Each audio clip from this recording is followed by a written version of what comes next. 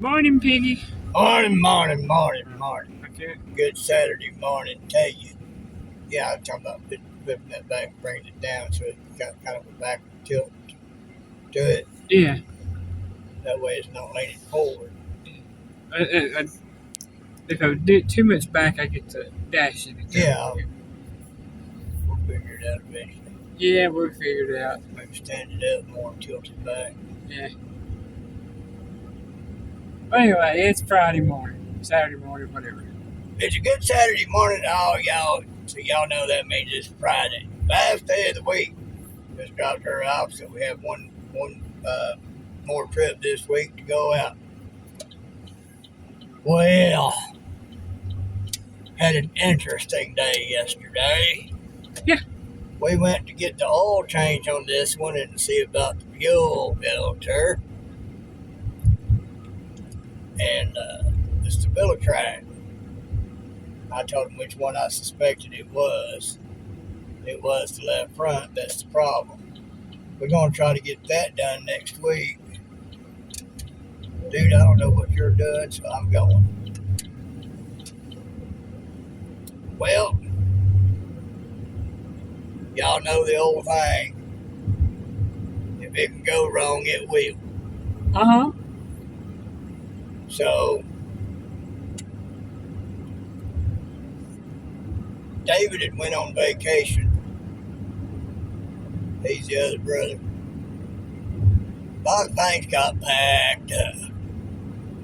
One boy I was talking to in there, I said, I bet David's almost regretting taking that vacation. I told Clay the same thing. Clay said, kind of moved his head in agreement. He told me, he said, that's why I ain't taking one. I said, I get that. And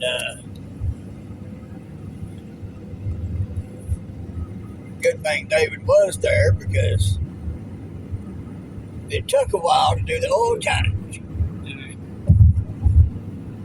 And the reason was, you mechanics out there will know what this is. The helicoil in the old oil pan came out on them. Hit the plug at the same time. David got that fixed. And so we're good on that. It just took a little while. Good thing David was there. They had a young boy working on it. He's about 20 years old. He looks 16. But he's 20 years old, got him a 7-month-old baby. He impressed me. Very smart young man. Knows quite a bit about these cars already. I told him, I said, you hang out with David and Clay, I said, you'll be banging. You'll learn a lot. So anyway, found it was that left front StabiliTrak sensor. That's right. He said they call it a wheel speed sensor. Okay. So since we already know what it is, they won't have to put it on a diagnostic the next time in order to replace it to know what it is. The car's doing a lot better since we've been using that premium gas, been cleaning things out a lot better and keeping it clean. You know, I can take off a lot better now. Yeah. We get that wheel speed sensor done, we should be able to hit the passenger and we can get some gal. Mm-hmm. And then there was the fuel filter. Apparently, the dude doing the video didn't specify that he was not working on a gas engine. He was working on a car. He was working on a diesel engine car. There is no fuel filter for our car. There is no fuel filter for a gas-powered Chevy Cruze. It don't exist. It don't have one. that video said my car, Yeah. my version of it. It did not specify that it was a diesel dude was working on, but apparently he was working on a diesel. It was a diesel. Clay told me, he said, that filter is for a diesel. It's a diesel turbo. Because he said, that's a diesel turbo, you've got a 1.4 liter turbo. I said, oh, okay. I looked at Clay, I said, well, F me running. He stepped back, motioned his hand forward like, well, get to running. I said, huh? He said, get to running. I said, shoot, if only I could. We had a good time several times throughout the day. That poor boy, he runs. Y'all seen a chicken running around with his head cut off? Multiply that by about 100, and you'll have Clay. How he's running back and forth between two buildings, the backs of them, the fronts of them, the sides of them, anywhere and everywhere through there. He's running. Just waiting on customers and answering phones. Right. So, and I mean, that's him every day, all day. Not running, but he's walking extremely fast. And so anyway, ain't no fuel filter for this car. I told him, I said, I just keep that fuel filter. He said, it's going to give it back to me so I can send it back. I said, no. I said, it'd be too much of a hassle. I said, just keep it, use it however you can, if you can. And I saw the look on his face, and I thought, okay, his business, he can't do that. I said, well, just give it to one of you boys if they've got something going on and everything. I said, it'd be too much of a hassle for me to return it. And I'm going to take those caliper brackets that I'd got from Rock Auto, because I explained that to him. I told him, I said,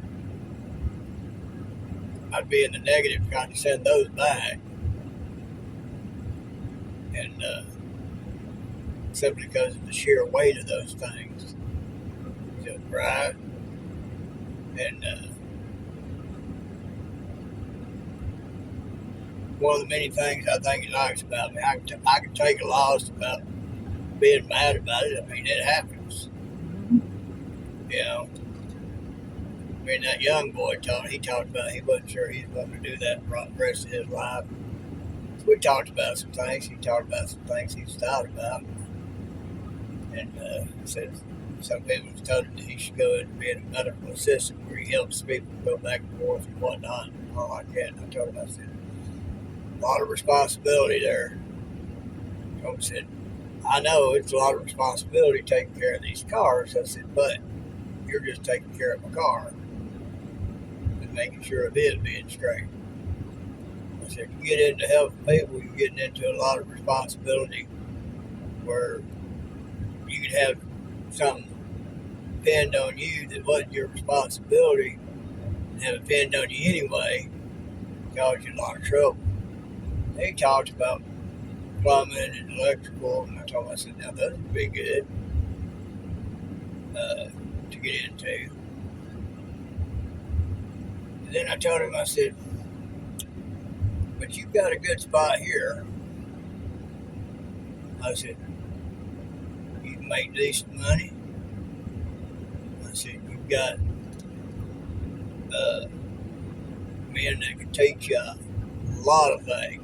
And if you stick with them, they can make you a really banging mechanic.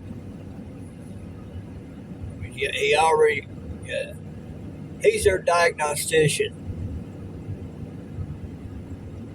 Apparently second only to David, who plays main diagnostics and other things that go on in there, alignments, different things.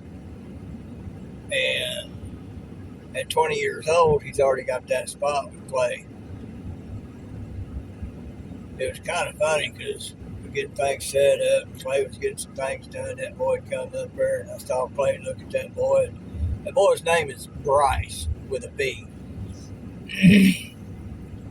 And So I looked at that boy and heard him assign him to my car, and I was like, oh crap, you got a young boy on it. Oh, this is going to be interesting. Turns out he's one of the best ones there. Yeah. So I told the boy about that. And then I told him, I said, but I look at it like this. If Clay trusts you, I trust you. That's just how it is. Clay ain't going to put nobody back there doing something he don't think is qualified to do the job. And do it well. So Bryce, if you ever happen across this video, you did a good job, son. Appreciate your knowledge.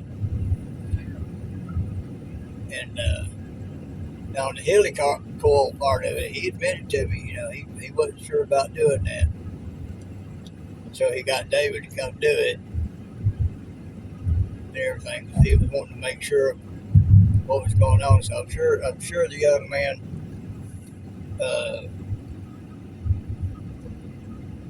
watched David very carefully, because even though he can do a heck of a lot, he's rebuilt engines and transmissions and Nissans and Toyotas already. Well, for those out there that don't know what this helicoil thing is, what did they tell you it was? What it is it's the oil pan is aluminum. Aluminum is a soft metal. Like David explained, after about 10 oil changes, it's going to strip out the threads. So what they do is they take this steel piece and put in there to stay secured in the oil pan, and then put the oil plug inside of it. So that way you don't get a stripped out oil pan. Why they call it a helicoil, I have no idea. Never seen one, didn't know about them. But like I told Elaine, not having known about that, it's probably a good thing I was never able to get under this thing to do the oil change myself. Because that would have come out and I'd have been all messed up. I'd been in a bad way with having to have this thing hauled up there to be done. Because I'd have been totally out of my depth. So it's basically a transition between the plug and the pan to keep the pan from getting Take stripped. the pan. Yeah. Okay. And keep it where you can have a tight oil plug. Yeah. And so anyway, me and Clay talked about a lot of things yesterday. And I was telling him about the premium gas we started using, how that's helped majorly. And that might be a clue as to that sound David was trying to find that day for me. He couldn't find it. And explained my logic of what might have been going on. And I told him about that, and I told him, I said, that sound that David tried to find for me, I said, the irony of it is, it went away for the most part. Clay just shook his head. He said, hey, no bigger than these cars. I said, no. I said, but that's my experience. So I was telling him, let David know I might have a lead on where that sound was coming from, and it has to do with the fuel system. Yeah. So anyway, talked about that. But I was talking to him about getting things done on the van, all like that. Told him, I said, I was going to try to get the part and all like that.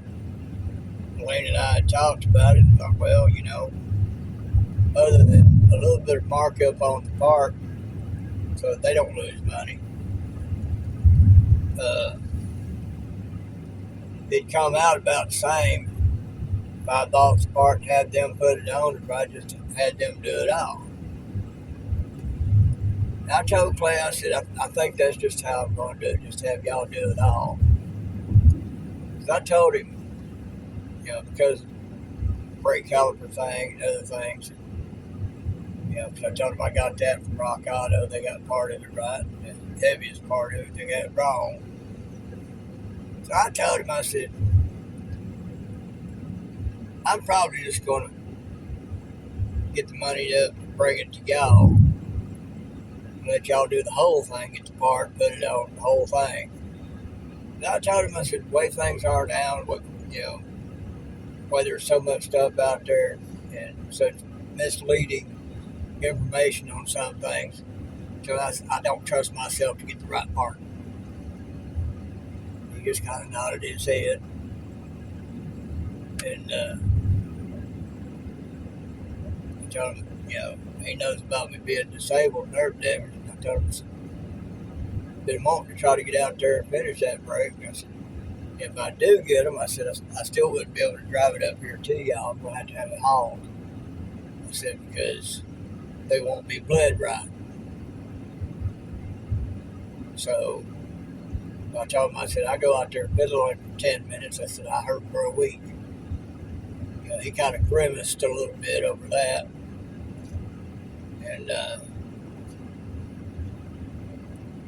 And you never know. We could get to where we have a little money to have it done. I might just throw that wheel back on there and we have it hauled up there and just let him get it done. Because I'm not going to be able to do it. Just don't think I can. I can get out there. I could probably get it done. But it's going to take me months because I'm going to do about 30 minutes and hurt for a couple of weeks. Try to get back out there. It's already been a year. Yeah. And, but I go out there to do it, and I hurt just getting down on my stool to try to do something. So it's just the reality of it is I cannot do it. So I may throw that wheel back on there and get the money. We throw it on the road back, take it up there, let them get it done. So, but we had some interesting moments yesterday with all that. And I told Clay, I said, that boy had other interests he was thinking about. I said, he might want to try to find ways to keep him interested. I said, because he's extremely intelligent. And I told him, I said, you know me, I'm not easy to impress. I said, that boy impressed me. And he was like, yeah, I know you're not easy to impress. He goes, but then I've impressed you. That's not saying much. That's like telling him. I said, yeah, well, you might have a point there. And everything. But I told him, I said, let that boy know he impressed me. He's good. So anyway, we had an interesting day. We got it done. Next month we're going to try to get the wheel sensor done. We should be good for a while until the next thing. Y'all think about it. Biggie loves you.